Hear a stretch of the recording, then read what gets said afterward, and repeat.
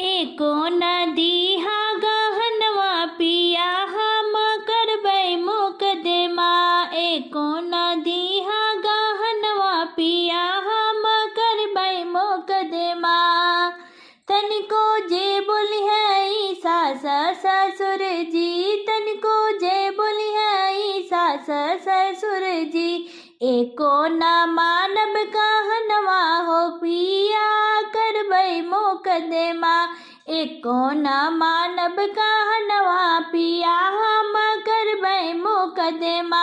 एको न दीहा गहनवा पिया हम करबै मुकदमा। तनिको जे बोली है जेठा जेठानी, तनिको जे बोली है मोरे जेठा जेठानी। कही के बाट बयांगनवा पिया हम करबै मुकदमा।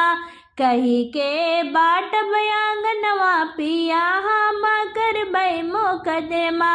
एको न दीहा गहनवा पिया हम करबै मुकदमा।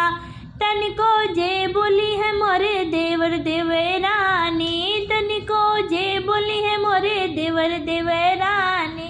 कही देबे उनको बेगनवा पिया हम करबै मुकदमा। कही देबे उनके बेगनवा पिया हम करबै मुकदमा। एको न दीहा गहनवा पिया हम करबै मुकदमा। एको न दीहा गहनवा पिया हम करबै मुकदमा।